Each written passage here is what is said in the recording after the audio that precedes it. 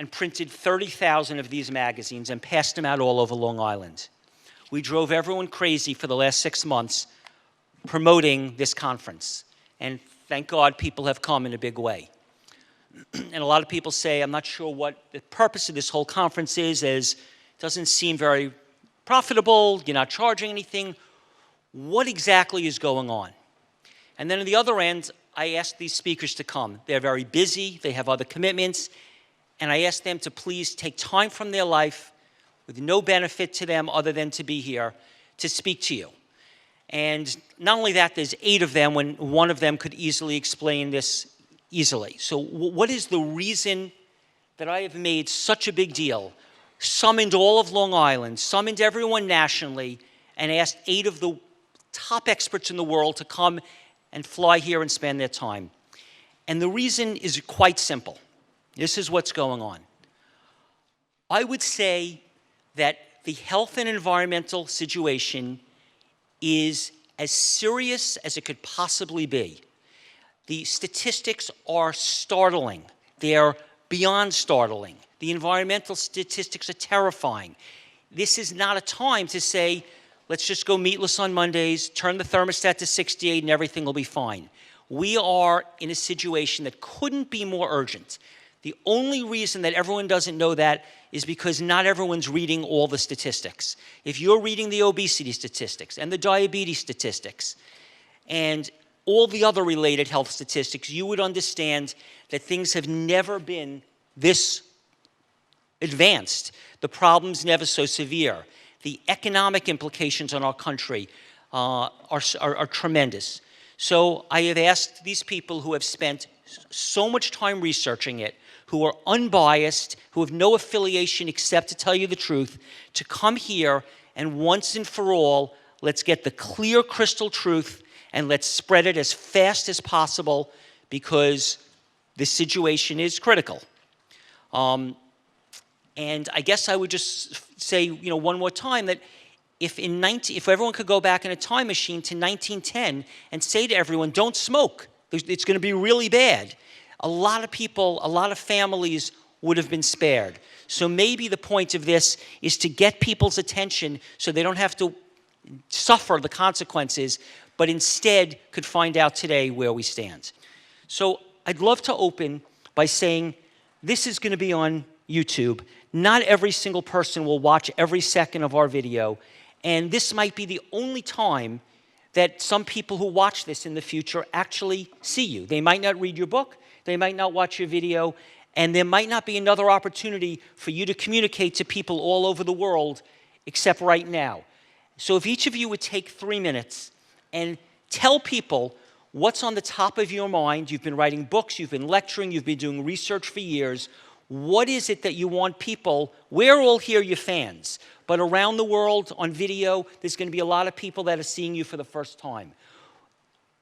Before we get into specific questions, if each of you would take 3 minutes and tell everyone what it is that you think they need to know in case you don't have another chance to speak to them. Just push the button and keep about 6 inches from the mic. I'll start off, and my guess is what I will say will be pretty similar to what other people might say too, but I completely agree that this is a time that is unprecedented in terms of the seriousness of what we as a planet face, and in terms of climate change.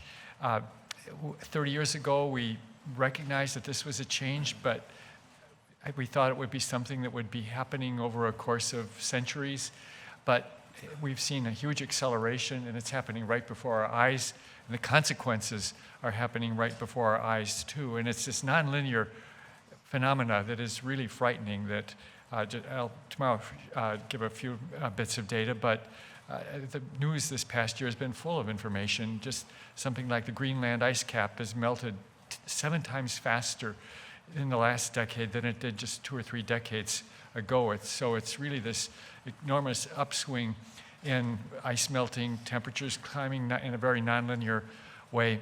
We're way off track to stay under the 2 degrees centigrade limit that the United Nations IPCC has set as a goal for 2100, we're headed toward, at this present, double or more increase in temperature unless we make some major changes. And again, that's not far off. That this is the world that our grandchildren are going to inherit. It's not hypothetical, it's real, and it's in our family. So I've studied and worked on health for all of my career, but now I'm feeling that, in fact, this is a more important issue, because if we can't address that issue, everything we do with health and everything we do in terms of better diets will fall apart and be irrelevant. We have to deal with that situation, the climate change issue, in a very urgent way.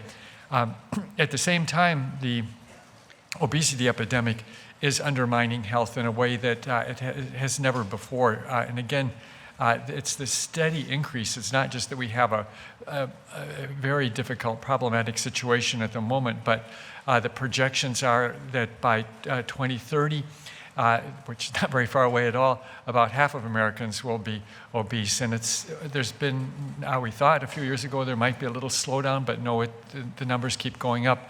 And now we're seeing that in terms of its consequences, that in adults under 50, cancers like colon cancer that had been going down for 50 or 60 years have turned around, they're going back up again.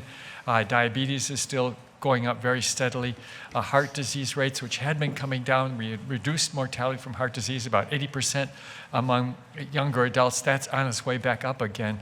It's really the fundamental problem is that generation that became obese as children has now moved into adulthood, when the consequences that we knew would happen are actually happening right before our eyes.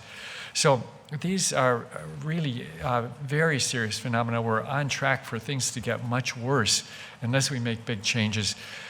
But I will end with good news. There is a possible way out that is a double win, that we can be healthier, we can have a healthy planet, and healthy diets are a very important part of that solution. They're not the only thing. I ride my bicycle, but we just got an electric car last week for the first time. We have to get fossil fuels out of our society as fast as we can. So anyway, that's my 3 minutes. Yeah, thank you.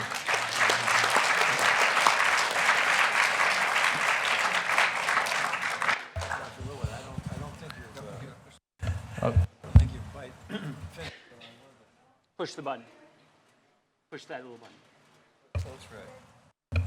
Try again. And then Thank you. Dr. Willett, what I really would like to hear your thoughts on, because I can remember when you were at the Vatican conference, was it? About 3 years ago. Was it 3 years ago?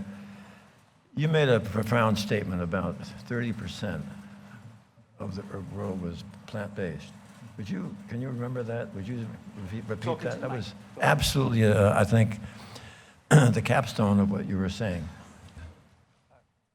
Well, I should remember it. I don't make too many trips to the Vatican, I must say. But I think we were saying somewhere around 25-30% of mortality could be prevented by a healthy diet, if the world moved to a healthy diet. Yes.